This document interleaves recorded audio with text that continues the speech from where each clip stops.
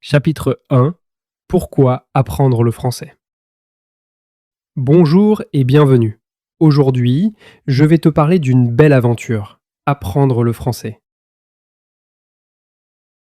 Apprendre une langue, ce n'est pas seulement apprendre des mots ou des règles, c'est ouvrir une porte sur le monde, découvrir une nouvelle culture et rencontrer des gens différents.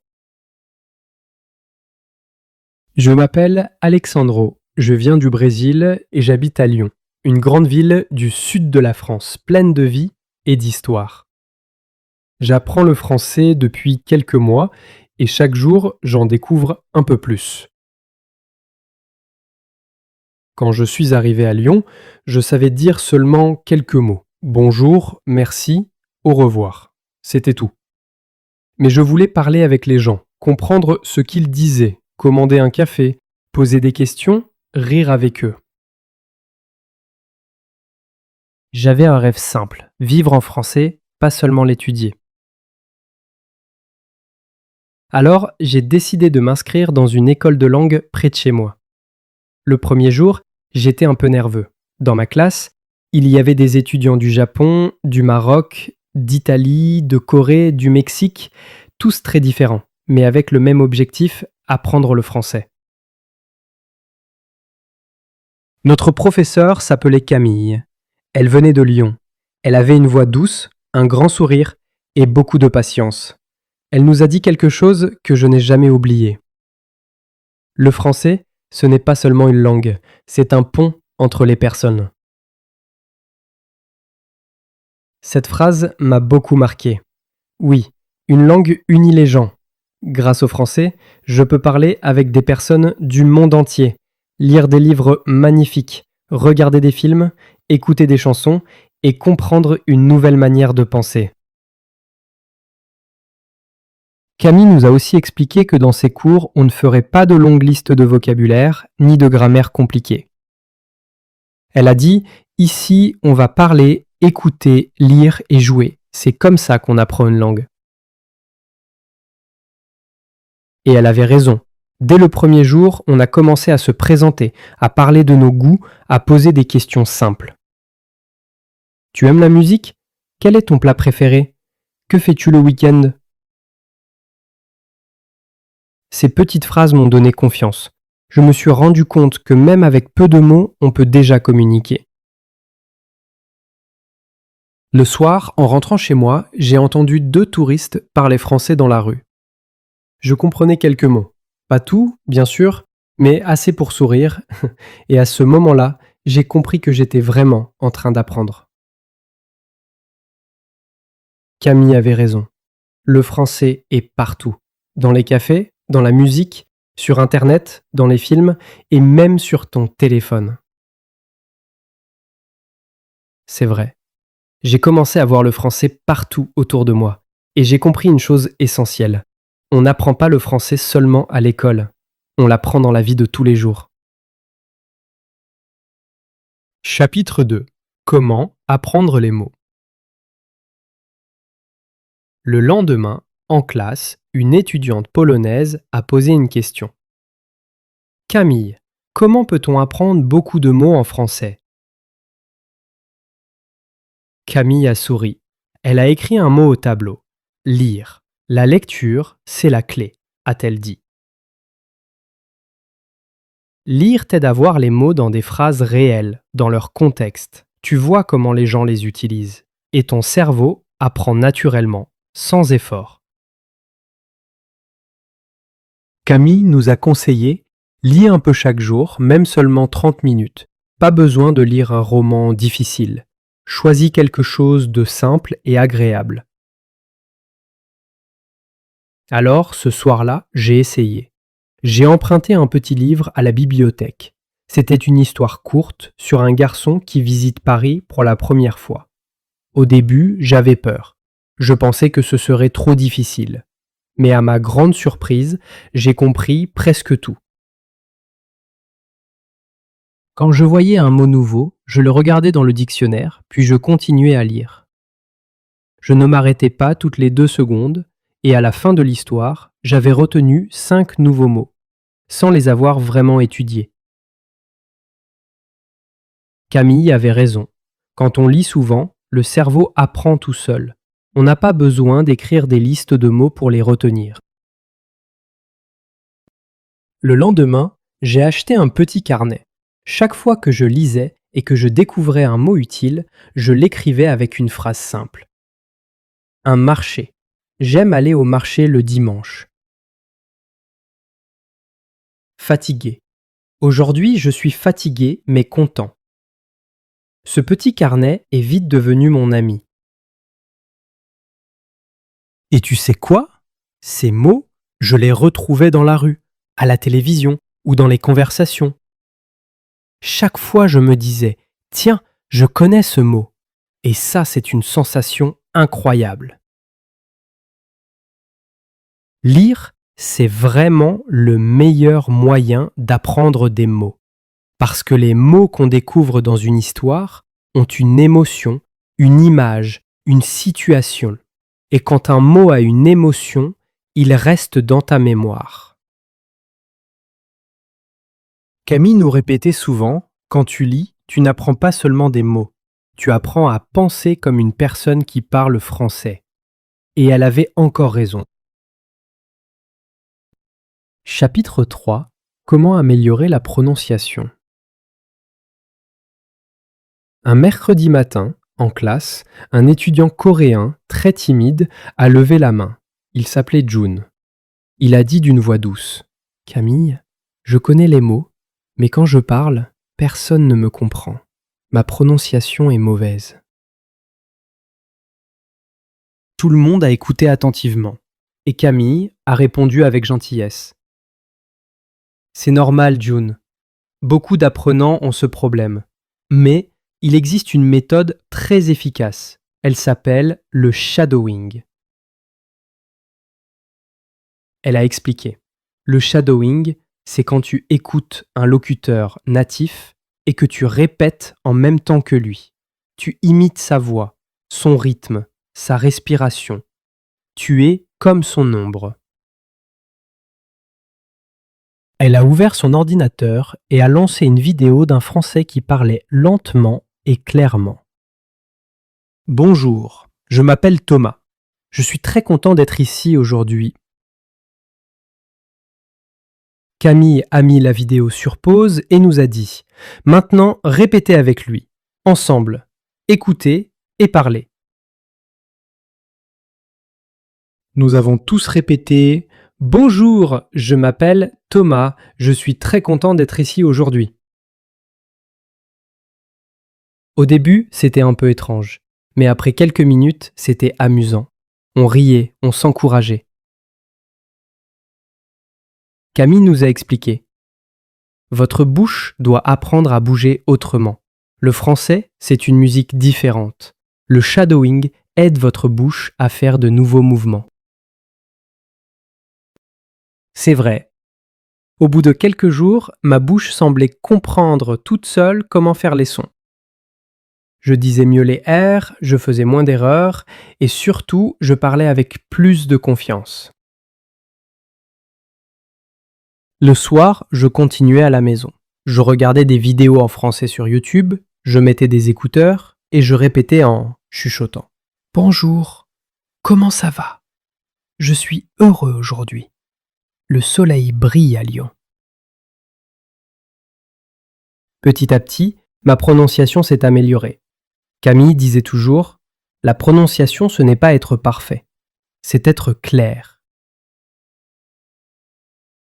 Et elle ajoutait « Si tu veux parler bien, parle tous les jours. Si tu veux bien prononcer, écoute et répète. » C'est devenu ma règle d'or. Écouter, répéter, recommencer.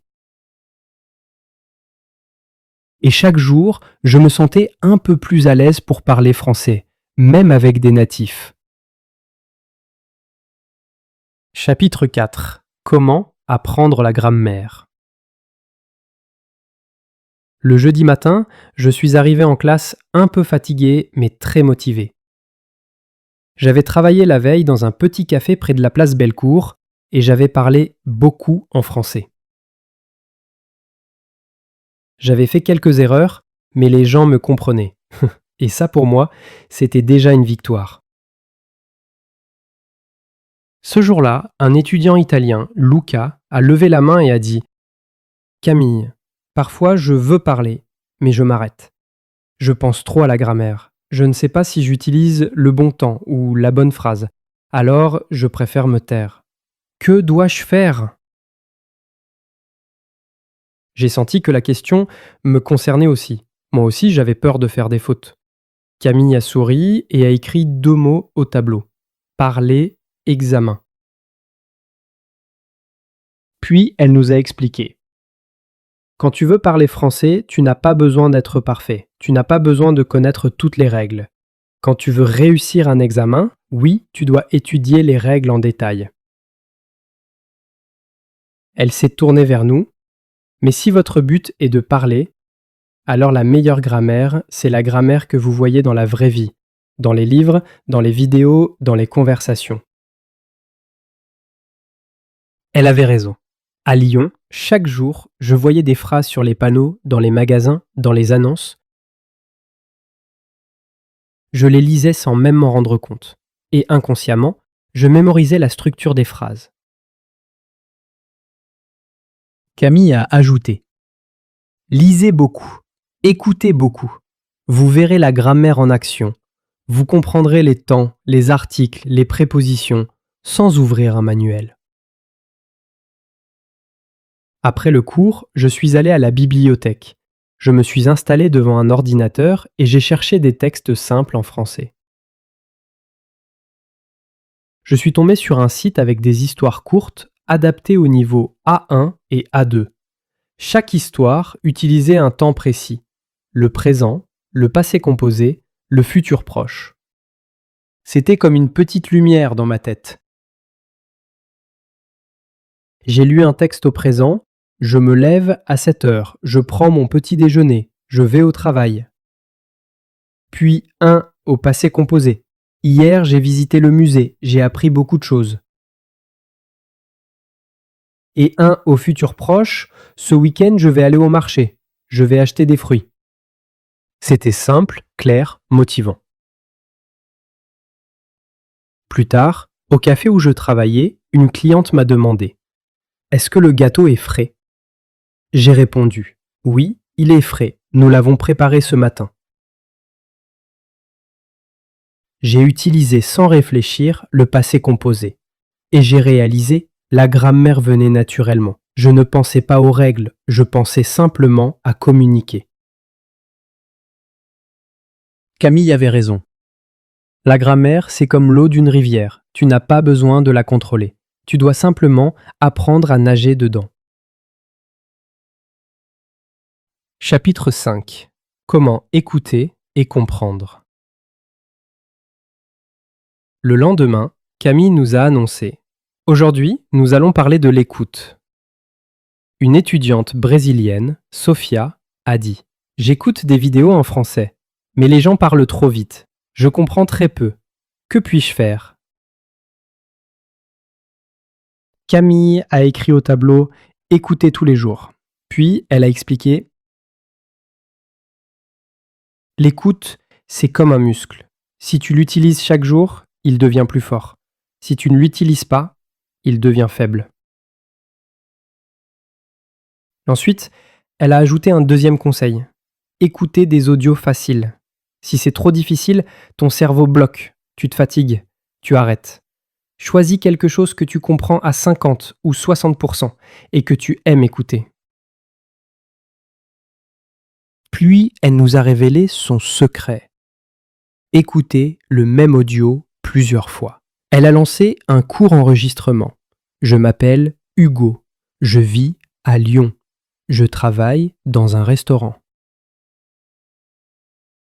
Nous avons écouté une première fois, puis une deuxième fois, puis une troisième fois. Camille a demandé « Avez-vous compris plus de choses la deuxième fois ?» Tout le monde a répondu « Oui ».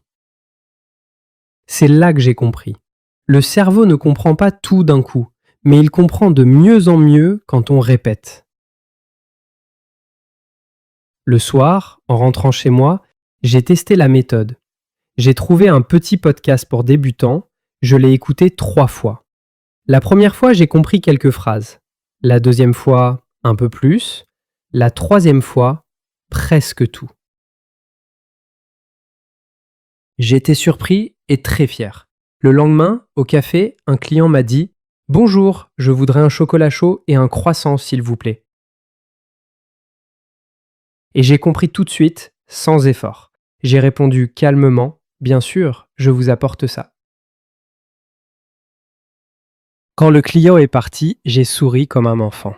3 semaines plus tôt, je n'aurais rien compris. Camille avait raison, la répétition change tout, même les oreilles apprennent. Chaque soir, je continuais. Je regardais une vidéo avec sous-titres, puis je la regardais une deuxième fois sans sous-titres, puis je répétais quelques phrases à voix basse. Petit à petit, j'ai senti que le français entrait dans mes oreilles comme une musique familière. Chapitre 6. Comment parler avec confiance. Un lundi, Camille a commencé la leçon avec un grand sourire. Cette semaine, nous allons travailler votre confiance en vous. Beaucoup d'étudiants pensent qu'ils doivent être parfaits pour parler. C'est faux.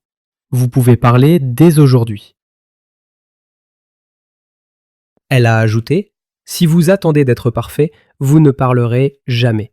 Parlez maintenant, même avec des phrases simples. Ouvrez la bouche, laissez sortir les mots.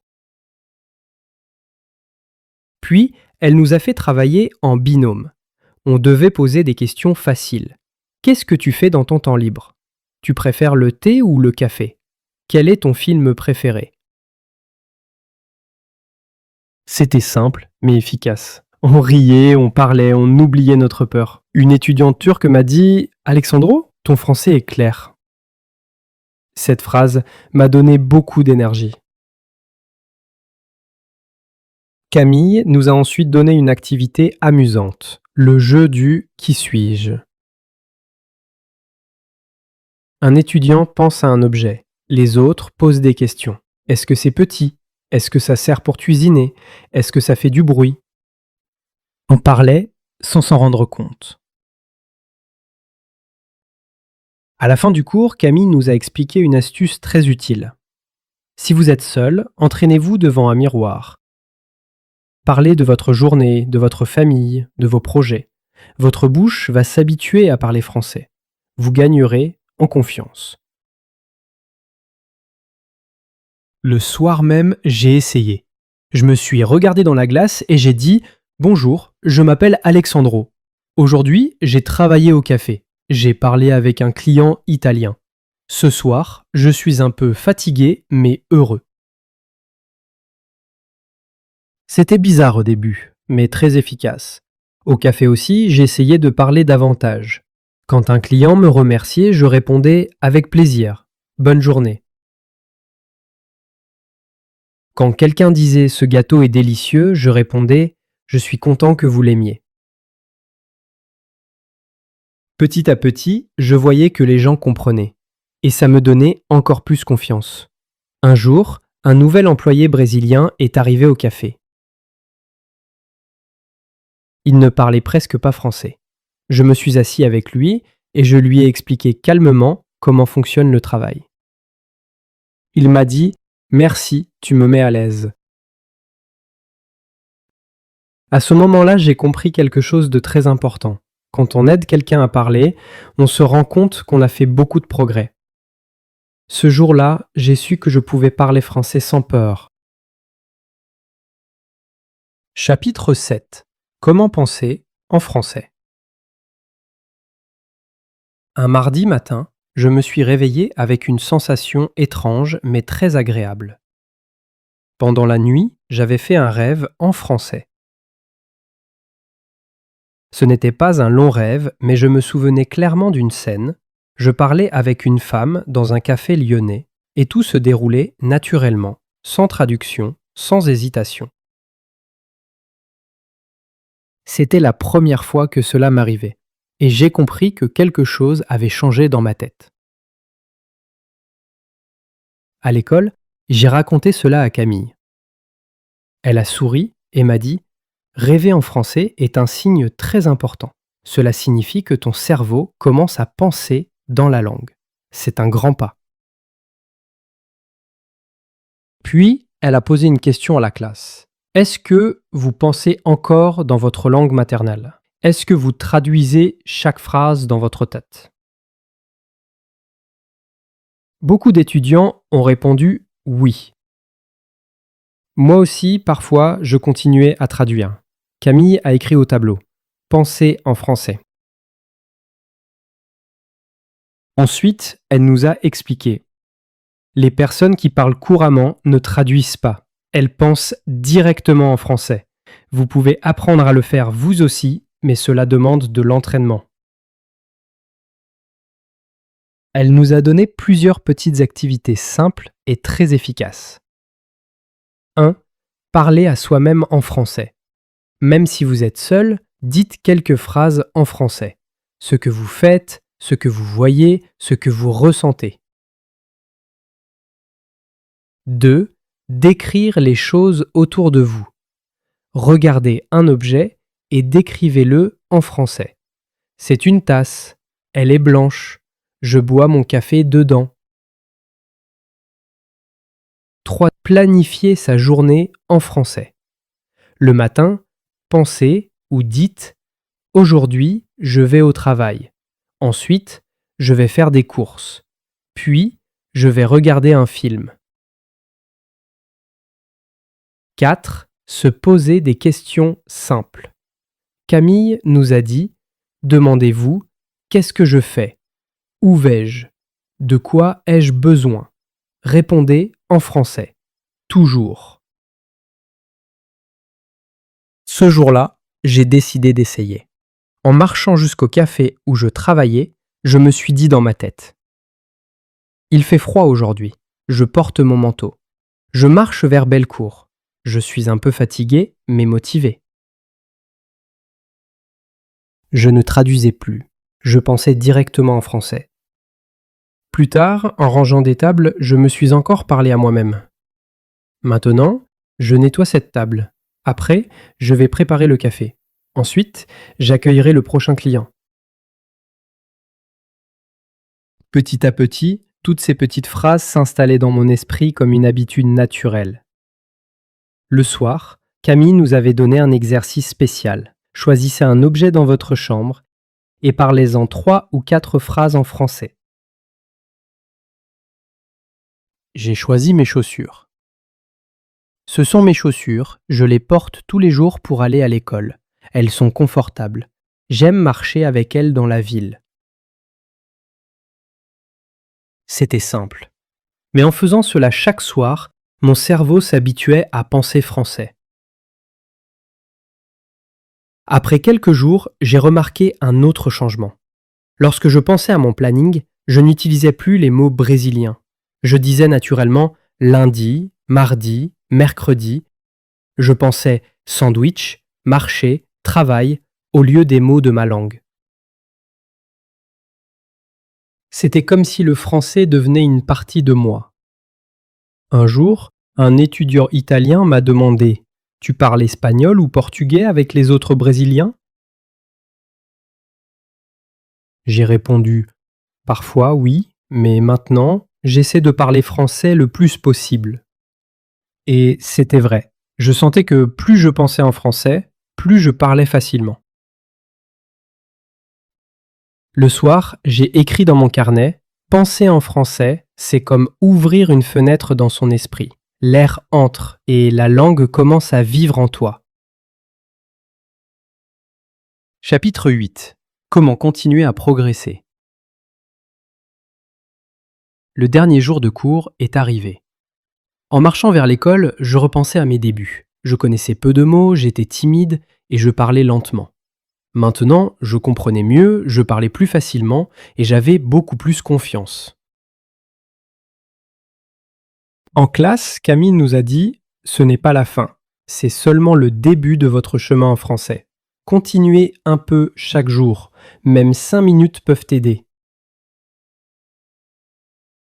Elle nous a donné quelques conseils simples. Lire un peu tous les jours, une histoire courte, un article facile. Écouter du français régulièrement, un podcast débutant, une courte vidéo. Écrire quelques phrases dans un petit journal. Parler dès que possible, même si c'est simple. Ne pas avoir peur des erreurs. Elles font partie de l'apprentissage. Après le cours, nous avons pris une photo ensemble. J'étais un peu triste, mais aussi très fier de mon parcours. Dans les jours suivants, j'ai continué mes petites habitudes. Au café, je parlais avec les clients. Quand je ne comprenais pas quelque chose, je demandais simplement « Pardon, pouvez-vous répéter ?» Les gens étaient toujours gentils. Le soir, j'ai écrit dans mon carnet. Chaque jour, un petit pas. Lire un peu, écouter un peu, parler un peu. C'est comme cela que le français devient une partie de la vie. Aujourd'hui, je continue à apprendre, lentement mais sûrement. Et je peux dire fièrement, je ne suis plus seulement un étudiant. Je vis un peu plus en français chaque jour.